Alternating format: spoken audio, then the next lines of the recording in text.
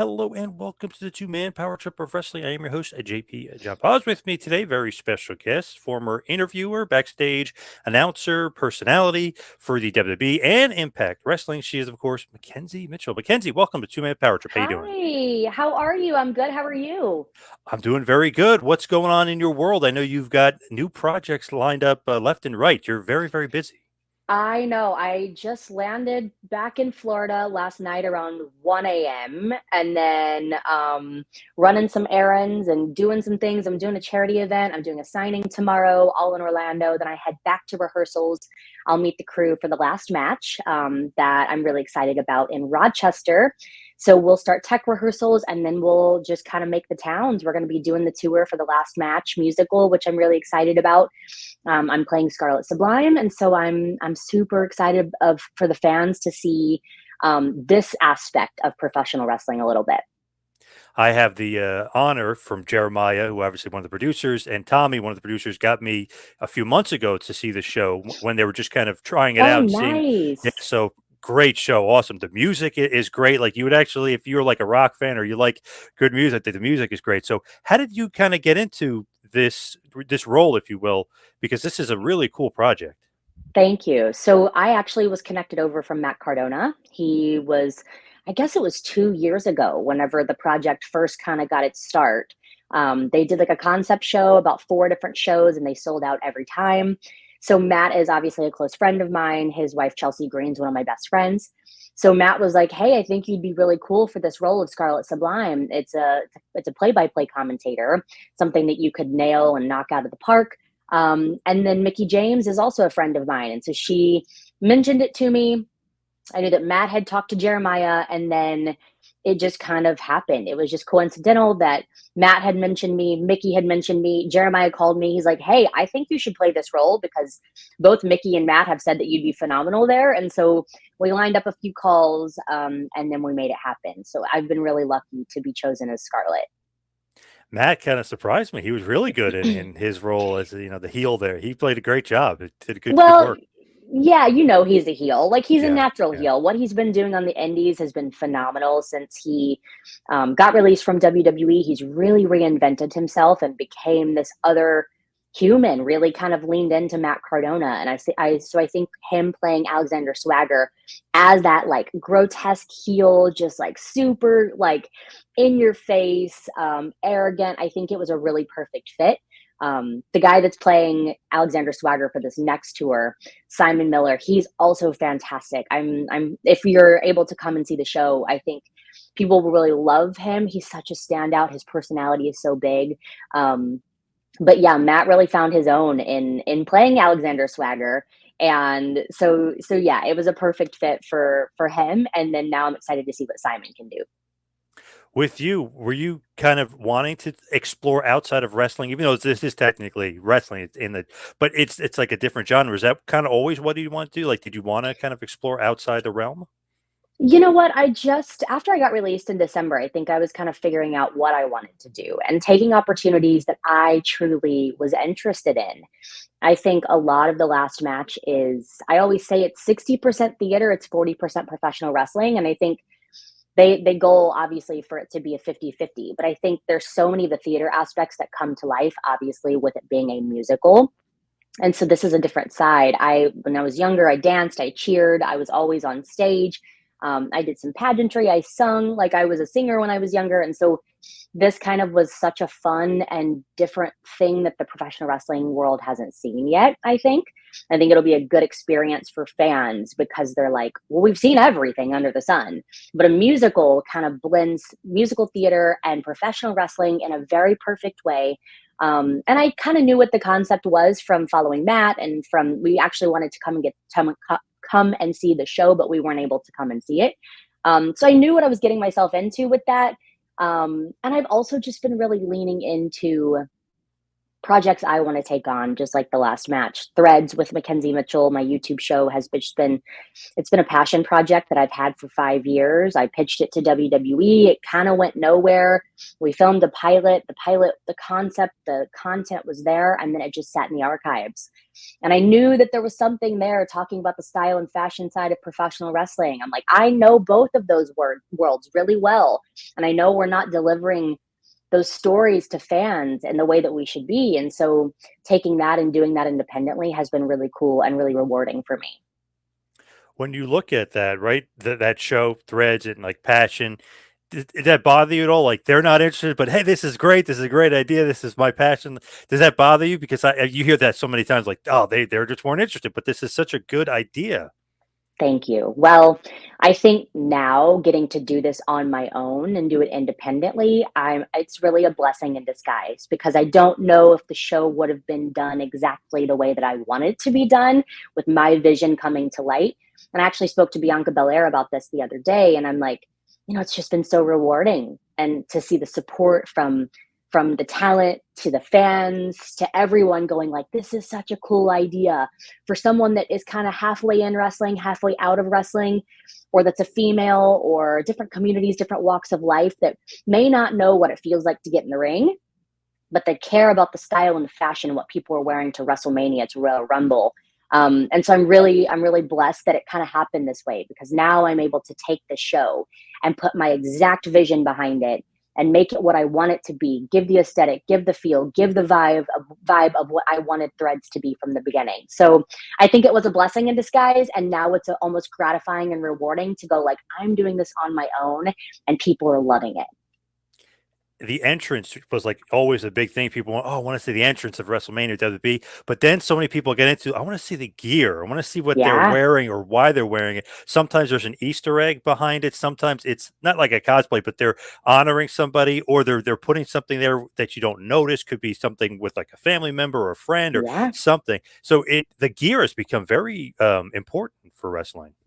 Yeah, you're exactly right. And that's where I was picking up on those things. Having a little bit of perspective from a backstage side of seeing how much time and effort and love and money goes into these outfits, these gears, this attire, to create this ultimate persona. That I think fans just really go like, okay, this is what they were wearing and this is how it was made. And now I'm showing the behind the scenes and why those visions came to life.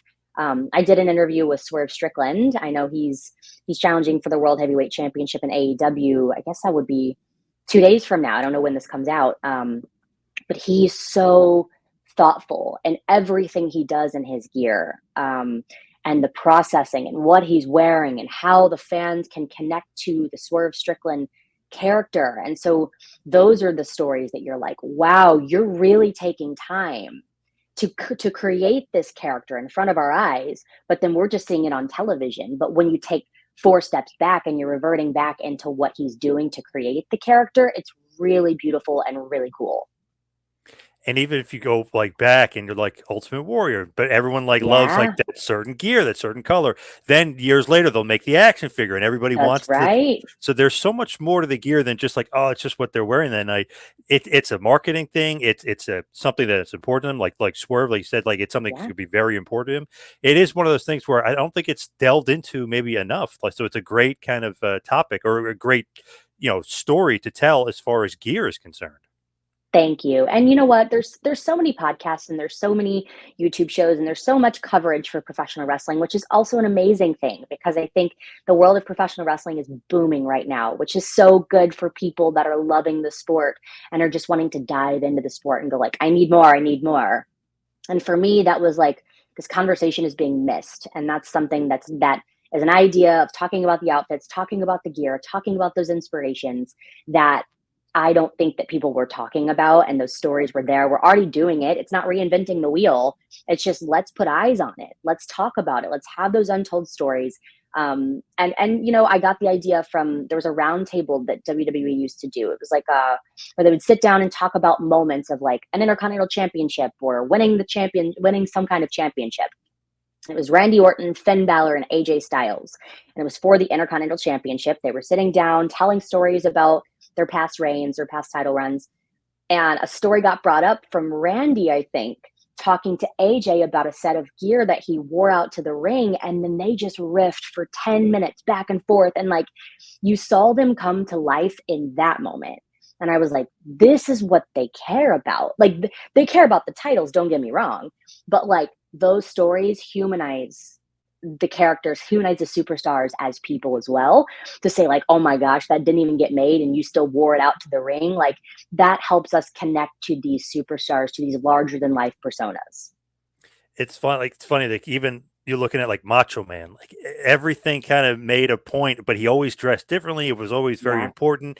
Then you even look at like Shawn Michaels at like Survivor Series 2002. It's like, why was he wearing that? Like, what Yeah. is the story behind it? And then they realize, oh, Right. his gear didn't make it to the show, so they had to, they had to wear cowboy boots. So there is so much potential, or there's so many stories there. Like with like an inch, you could go a mile with it. You know what I mean? There's Thank you. so much there. Trust me, it's my goal to get Shawn Michaels and Ric Flair on the show. I want to talk about the robes with Ric Flair. I think like we could just talk for hours. I don't know what that cap would be on that YouTube show, particularly on that episode. Maybe we'd have to put it in different parts and air it at different times. But like all the robes that Rick's had throughout the years, and then you look at Charlotte and how she's following in those footsteps, like that would just be such a cool episode. So fingers crossed that I can get them down the road. Yes. Dress like a champion, look like a champion, be a That's champion. Like right. that's the Flair way. You look like $1,000,000, you look like you're a star. So there's got to be that story too. It's like, man, you dress like a star. You are a star in perception. For sure. I totally feel that. Any other major guests that you'd like love, like dream guests? Obviously Flair is up there, but any other dream guests maybe that we wouldn't think of? Let me think. I think Becky Lynch would be really phenomenal to get on the guest. Seth Rollins, if we're talking current superstars. I love what they have been doing over the past like what 2-3 years. They every time that Becky and Seth come out, they truly look like a champion. I even though they're kind of outrageous a lot of the times. Like Yeah. some of the stuff that Seth is wearing, even at WrestleMania when he came out with that wig, I'm like, what are you doing? But guess what? It gets people talking, and people are turning their heads and they're going, who is this guy? So I think in the near future of current guests or current superstars, I'd love to get Becky and Seth. And then when we look into like pop culture, I'd love to get Casey Musgraves. I think that she's just an inspiration of mine that I love in the music world. Dua Lipa would also be one down the road. Beyonce, but like we're talking big names. But hey, a girl can dream, right? Yes, definitely. Dream big. You never know. Yeah, definitely. That's right. And even current WWE, there was such an interesting story about Drew McIntyre. His gear didn't make it to the show. Like the story with him would be great, but with the woman who had to make the gear overnight, like, oh my God, like wow, that much effort went into it. Wow. Absolutely. And that's another side of it too, as well as I've talked to some of the gear makers, um, some that have made Seth and Becky's. And if you watch some of the episodes, everybody mentions Julie. Julie has been with WWE on their, like as their seamstress, as their gear maker for years. So that's also something in mind that I want to do is I want to talk to Julie and I want to talk to the team and like, how are you guys putting these looks together? Where's the inspiration coming from? Because a lot of the times the superstars have these ideas, but then they send it over to the team and they say, here's what I want to be. This is what I have a concept for. How do we make it come to life? And I think it goes into details of the fabrics and materials and the sequins and the rhinestones and how it's made and the whole style and fit of everything. So I think that side of it as well would be really interesting for the world to see. I always am fascinated by like the gear, but the creative arts department, when they give them the idea and they kind of draw it up and then they give it to the seamstress or like the people that are actually creating it, that Yes, process is so interesting because it's like your thought in your head to the piece of paper, then actually creating it. What a like crazy how much creative process goes into it. 100%. That's exactly it. I'm always like fascinated when they show the drawings of like the things that didn't make it. Like, that's terrible. Like the thought process of the negative stuff is funny too because it's like, man, that outfit would have been terrible. Like Undertaker dressed like that. Like, nah, I don't know Yep. about that. Or Kane without the mask. Like, very interesting to go back and look at some of the gear that didn't make it too. Yeah, exactly. I can relate to that a little bit as well. I have my own jewelry business, and so my family's been in fine jewelry for 75 years, and Wow. so I always knew I wanted to do something to give back to my family and connect to my family a little bit. I'm living in Florida full time. Well, I say full time. I've been on the road for I don't even know how many weeks, but my home is in Florida, but all of my family is in Missouri. And my family's owned a fine jewelry business there that's been alive since the 1950s. My great grandmother, my great grandfather opened it back in the day. And so now I'm making my own designs. I'm taking some of the pieces that are originals from my family business and kind of making them into their own thing. But then I also, on the other side, I'm creating these pieces from scratch. And so I'm getting to learn about the metals and the rhinestones and all the things. And like, does this work? Are the measurements okay? And trying, how do I process all of that? So it's like, not only behind the business am I kind of the social media manager, the director, like I'm everything behind it. And so for the creative side of it, it's like, what works? What are the measurements? How do we make this come to life in the best way possible? That's like the hard part, right? Like the end product is great, but getting there is the tough part. No doubt. Exactly. Where can everybody find that stuff? Is that headline? So it's headlined by MM. It's on, if you're following me on social media at McKenzie and Mitchell, you can go and connect to Headline by MM on there as well. But it's headlinebymm.com is where my website is. That's kind of where all my goods, all my creative, my brainchild's all coming to life is all on headlinebymm.com. We're on social media as well, so you can connect right there. Now, you mentioned before about the WWE release. Did that come as a surprise when you released from WWE and NXT?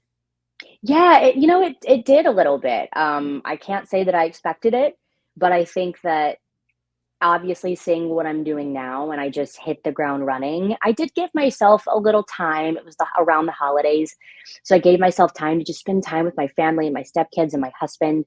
Um, and then I was like, okay, now the world is my oyster. I can do whatever I want. So I've just really hit the ground running and been at signings, was at WrestleCon, doing the last match, doing my thread show, just whatever, like I said, whatever I want to do now, I'm now kind of taking advantage of that and doing that. Some people, when they get released, you don't hear from them, or maybe they get depressed, or maybe they go into hiding a little bit, or maybe they're done with the business. You seem to be busier than ever. You seem to have almost taken it like a positive. Some people could take a negative and turn it into positive. You really did that. Thank you. Yeah, I saw, I've seen, after seeing some people at WrestleMania, they were like, Kins, we see you everywhere. Like, you didn't give it a beat. And I'm like, well, I did. But at the same time, like, we always joke when I was a little girl. My family would joke that my middle name was actually Go, like Go, because Yeah. I just have never wanted to stop. And so I'm like, I'm a go-getter and I want to stay busy. If I am not doing something, I'm like, I'm lost. What should I be doing? And so, yeah, I just kind of hit the ground running and I just was like, let's explore what this is. I think with WWE, I was there for obviously 4.5 years. And so it was a really different mentality of just like, we're only WWE, we're doing NXT, kind of became a pattern, a routine, if you will. And so now it was like, after I got released, it's like, what do I want to do? And like, how can I explore this? And what avenues can I go down that would be different and allow me to show my personality a little bit differently? When that release happens, is there like an explanation, or is it just, hey, we're making some cuts and you're gone? Kind of the second, kind of the latter of just like of budget cuts, and it is what it is. And for me, it's of course a roller coaster at first. Like once you first get released, especially knowing that my husband still works in the company, and Right. Yeah. so I'm still kind of one foot in, one foot out a little bit of like having him still connected there. Um, so I think it was a roller coaster at first to go like, okay, this sucks. Like, what do we do from here?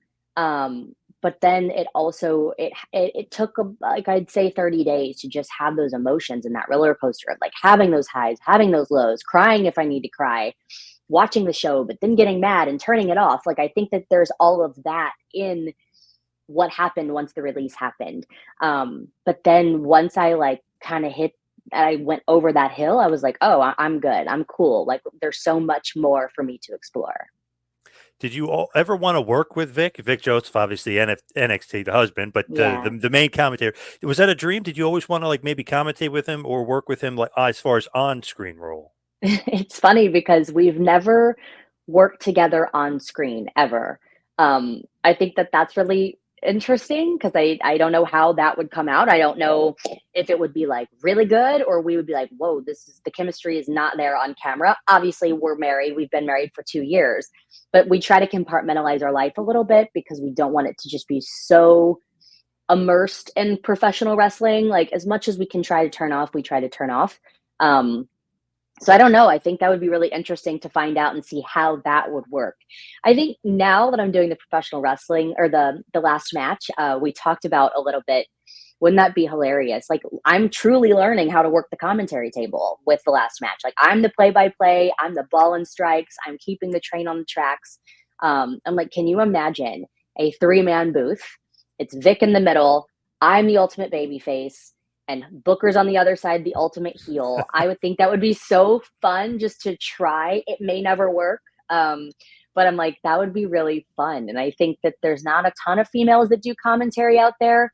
Renee Young she kind of set the bar for everyone. And then Beth Phoenix followed right in her footsteps and did an amazing job in her own right. And so I'm like, who knows? Never say never with that one, right? Yeah, definitely. When you're working there, right, is WWE the goal, or do you like being in NXT? Because it almost felt like NXT created a life of its own where it could stand on its own. Obviously, they had their own show, Yeah. but I mean, and they got their own deal with the CW coming up in the future.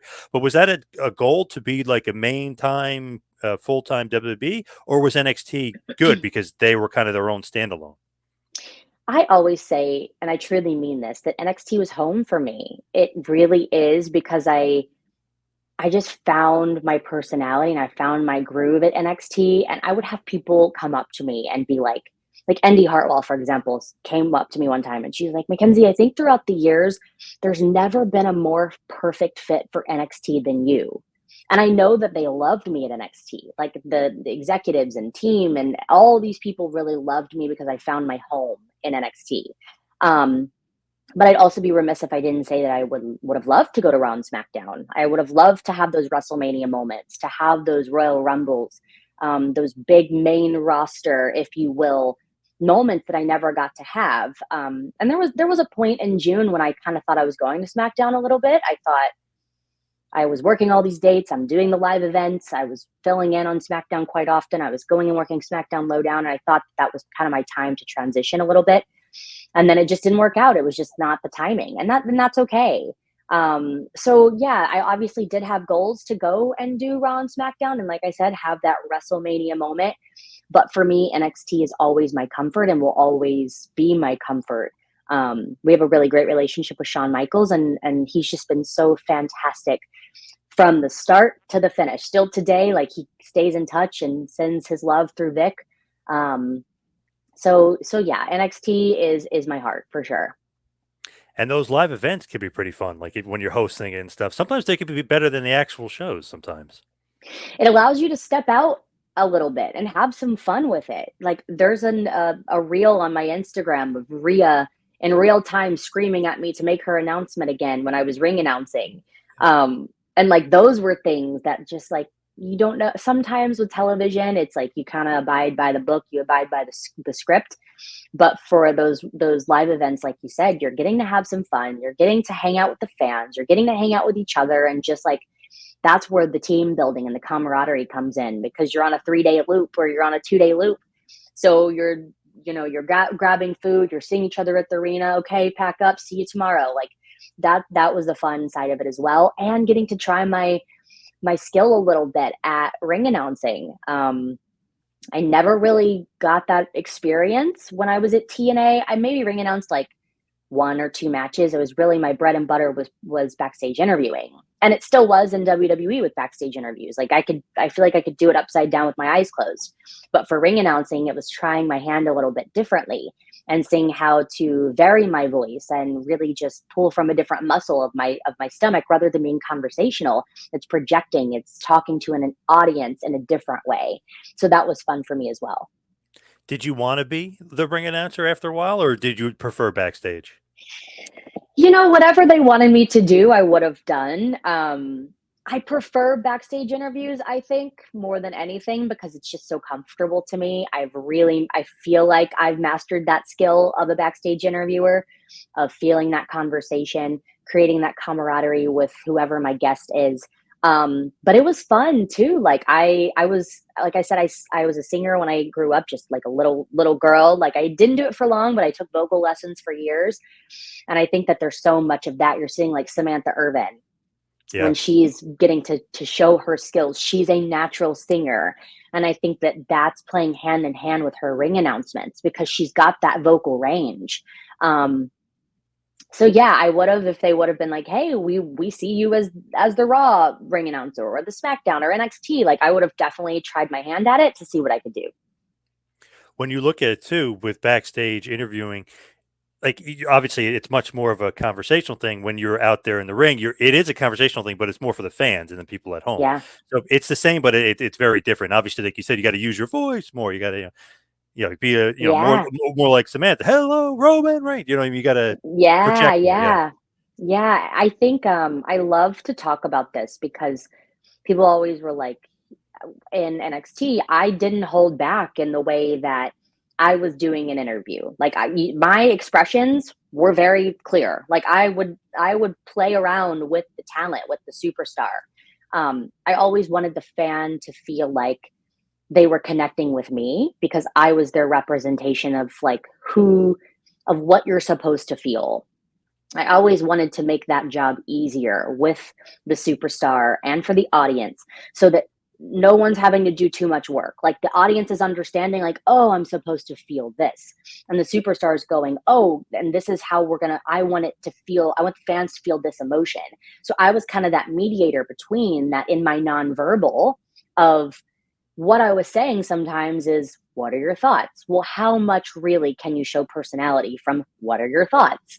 But I feel like my responses and the way that I was really thinking about those emotions and writing down truly when I would get the script, I would write down what emotion should be felt from that interview so that fans could understand that easily. So it's not a confusing like, wait, are they supposed to be mad? Are they supposed to be happy about this match? Like I wanted that to come across through my persona in a small little way to change the dynamic of that interview. very good because it's almost like the little psychology of it. And if you're a fan, you're watching and be like, wow, she's disgusted with Gigi Dolan or, Yeah. Mandy Rose or whoever, like, wow, she's disgusted with them. Like, oh, they're the heel, they're the bad guy. Like, oh, that's why they're like, that was a, dastardly thing to say, or that was a very mean spirited reaction. So your reaction psychology wise, that's good. Like even saying to yourself, what's the emotional output that needs to be for this, this 30-second, could be a minute, could be a minute 30, whatever it is for this backstage interview. What's the emotional output? That's great. Good psychology. And listen, some people will call it overkill, but for me, I'm like, that's my role, and that's how I wanted to do the best at my role. And I learned that probably 2 years into NXT. I'm like, it's another level of thinking. I actually feel like Dana Warrior talked to me about that once of like, what emotion are you once or twice? What emotion are you getting from this interview? And I was like, I love that. And so every time I would do the interview, I would think, what emotion? And I would physically write down sad, anxious, mad, whatever. And then ask where we're going with it. Are we going right into the arena and I'm tossing it back to Vic? Are we going into a match? Is there going to be breaking news? Because that also plays into the feeling and the vibe and the aesthetic of those backstage interviews to make it just not just a piece in the show, but to make it a crucial piece in the show and to stand alone and go like, that was memorable. And I think that I'm still getting comments from fans today that was some of those best moments of NXT. And so it's really rewarding to see that really did that extra step of taking those notes and writing down those feelings. It really went a longer way than I thought it would. Sending the viewer in the right direction too. It's like, oh, Yeah, that's what they're supposed to be feeling, like whatever that's she was right. feeling. Did Yes, you ever totally. you ever watch older like interviewers like Mean Gene or something? Did you ever like poll and watch some of those guys that were really the best at it? Yes, I would watch some of Mean Gene. Obviously, you see clips that float around on the internet or wherever, and he was so good at listening and responding in real time. And I think that's something that any interviewer and any company can really just grasp onto. Whether you're a correspondent on the sidelines for NFL or you're in a professional wrestling show. I think it's interesting because if you're not listening, your script may be something that's like, you say this, then you say this, then you say this. But if you're not listening, then you're not able to respond in that real time to really play on that emotion, to play on that verbiage a little bit. Some of the times when I was working with Grayson Waller, a lot of that is ad lib. Like we just kind of riffed on that because it was like, well, we know the premise. Or like Johnny Gargano, some of the stuff with the way, genuinely, when you would see those digital, like they were on like a social media, like YouTube backstage interview or whatever with the way, they didn't give us any script. They would just go like, okay, McKenzie, you asked Johnny about this or whatever, and he's got a boyfriend or whatever it is. And then we just went with it. And that's sometimes the beauty of it, is because I was listening to what they were saying and responding in real time, rather than just, oh, I've got to get to my point and then I've got to close it out and say, see you next week or whatever it is. And so I think that Mean Gene, to wrap all of that up, Mean Gene did obviously a fantastic job at that. And he kind of gave it back. Like he held his own at that, on that set or wherever he was. And Renee Young also does a fantastic job of that. When I was coming into WWE, I really leaned into her style of interviewing, but then twisted it and kind of made it my own as well. And you mentioned Grace Waller. It's funny, like you would see that you interview him. Obviously, this is years ago or months ago, whatever, when you guys were in NXT. But you'd interview him, but then you see people online like, "Wow, she really doesn't like him." Like, oh my god, it was working. He was being smarmy and heelish. And that's the realism part of it too, right? In wrestling, if you can make someone believe that the story is real life, whether it's real life or it's not real life, like that's the beauty of it. Because you're like, ooh, where's that line that we toe? Is it real? Is it not real? Like, what are we? You know what I mean? And so that was with Grayson. It was like we kind of had that dynamic. He's an Aussie. He's Australian.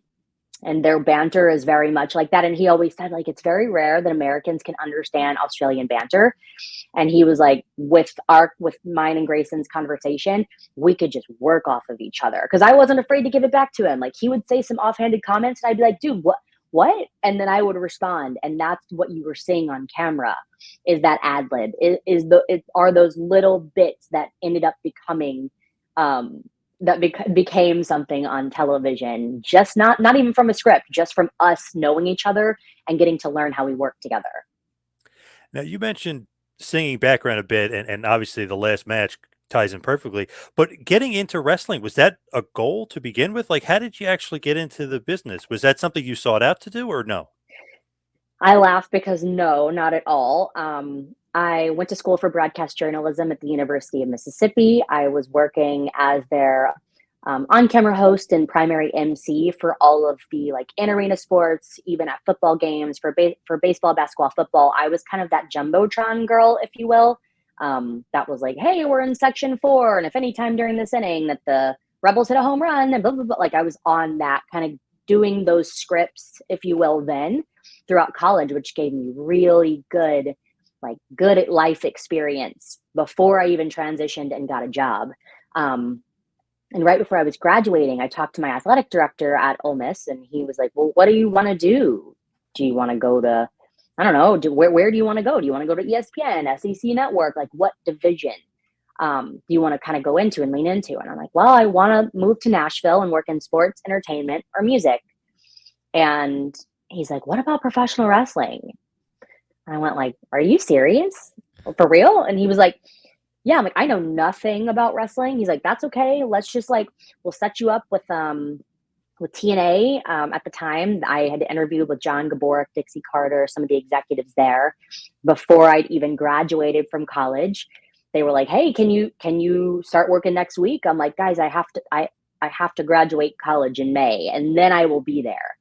And so that's kind of how I landed that role. Was I had an interview, I did some auditions, if you will. And then I just dove in head first. I knew nothing about the business. I learned from scratch. I was spending my hours at night, Googling Wikipedia, finding Wikipedia pages and being like, okay, Drew Galloway, really tall man. He's Scottish. He hates this person. I was figuring out in my brain. And then I remember one day, probably two years in, it clicked, and I was like, cool, I can do this. I understand the lingo. I'm starting to see it all together, but it was hard. It was hard work to understand the business and not be directly connected to it. And now I feel like I'm in it. Like, I'm in it. It's almost been a decade, and I've been in professional wrestling, and it's so easy to me. And my husband and I talk about that. It's like you had mentioned earlier. Do you want to stay in professional wrestling? The easy answer, like, maybe not, but it's also really easy for me to just like understand the business. And I have so much respect for the business, and I love the superstars and the people that I work with. Like, the people are just so amazing. The camaraderie is so amazing. So when those opportunities present themselves, you obviously jump. And plus, you met Vic in wrestling. So I wrestling obviously know. has been good to you. Yeah. It sure has. Yes, it has. We've been almost 2 years married, which is wild to think about. Like, time flies, and so I'm very thankful to wrestling for that. He's truly my soulmate, and is just so supportive in everything that I do. Would you have ever thought, like, okay, I'm in the business, I'm going to find my husband in the business? No, like, right? I mean, crazy the way the world works. Yeah, I would have never thought that. And I think people have asked me a lot, like, why do you guys all marry each other? Like, so there's so many couples in wrestling: Chelsea Green, Matt Cardona, Maurice and Miz, Brandy Rhodes and Cody Rhodes. Like, I mean, the list obviously goes on. I'm missing so many, but yeah, I think we understand the aspect of the business because it's like a different language that we speak together a little bit. Um, but then, like, you understand who you're spending time with. Like, hey, I'm going to dinner with so and so. Awesome, understood. Like, there's no insecurity there from the beginning because they really understand the hardship of it, of the travel schedule, of being on live television on a weekly basis, or sometimes twice, three times. Like, they get that aspect, which is, I think, why it works so well. And then obviously, if you find that personal connection, like, it's a home run. When you look at it too, you're probably seeing the people in the business because you work so much more than you see family members or certain Oh, other people in your life. 100%. 100% you do. Like, those people become your family.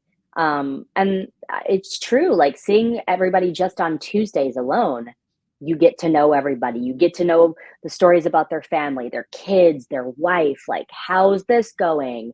The struggles, all the things, like those injuries, like, how are you recovering? It's like you become family with these people. Truly, you do. As we hit the wind down here, we head towards the finish. Give us what you're up to next. I know obviously the Garcia twins, Bree and Hmm. Nicole, were just on the show. Like, what else is coming up down the pike for you? Thank you. Yeah, the Garcias were fantastic to do threads. Since I'm doing the last match, I needed to film a few episodes and have them in the can so that I wouldn't miss a beat with my thread show while I was gone on tour. So upcoming episodes, I have Taya Valkyrie, John Morrison, Kelly Kelly, and Queen Charmel. Um, I have a few lined up for almost like a season two, if you will. I won't reveal that just yet, but it should be really big. It's two really big names that I'm really excited about. So Threads has been phenomenal, and just like seeing, like I said, the support and the love, and like, it's so rewarding, and I'm so grateful for that. And just to see how much people are really tuning in and following the show and loving the show. The last match, I'm headed to tech rehearsals on Monday. We start our first show on the 26th of April in Rochester. We're in Rochester, New York until May 5th, and then we make the towns, if you're using the wrestling term, and then we're on tour. We start in Vermont, we go to Virginia. I think we're in Philly, we're in Boston, we're in Winston-Salem, we're everywhere. And then we finish the tour in Atlanta.